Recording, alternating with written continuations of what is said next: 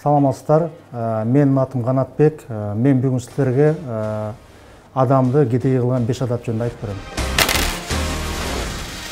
Біріншісі, тапқан кірішіден ашықша шығаша қылу, бұл кедейдің адаттарына кіреді. Мысалы, қандай тура қылыш керек?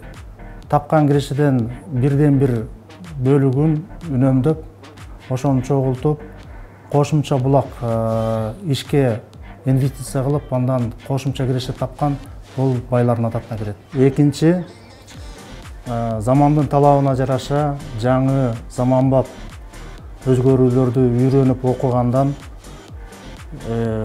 өдөштүргөндөн баш тартуу бул кедейчиликке бирден бир себептер болот. Үчүнчү, кедейчиликтердин дагы бир адаты бул тегеретедеги адамдарды туура эмес тандоодо болот. Кыргызда жакшы кеп бар. Жакшынын шарапаты жамандын кесепет дейт. Эгерде тегереттегинде начар адамдар көбүрөөк болсо, кесепет сага тийбей койбойт. Обязательно тиет. Ошондуктан өзүңдөн билимдүү, күчтүү, ички кең байлыгы кенен, тажрыйбалуу адамдар менен мамиле курушдан коркпош керек. Төртүнчү, менин жеке оюмча, саркеш жашоо, кымбат баалуу жашоону адат кылганда бул кедейчиликке алып келет деп ойлойм.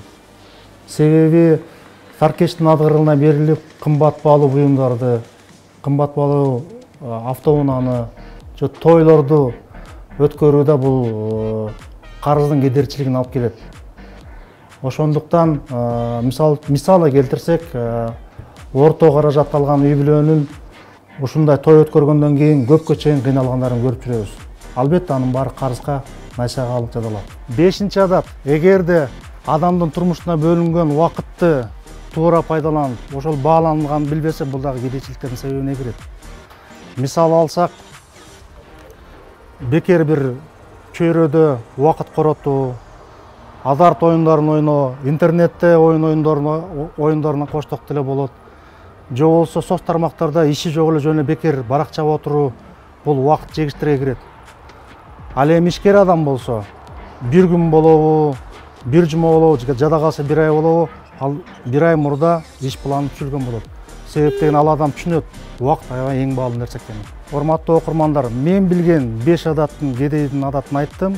Эгерде кошумча адаттарды билсеңиздер, комментарийге жазгыла, лайк баскыла. Көрүшкөнчө.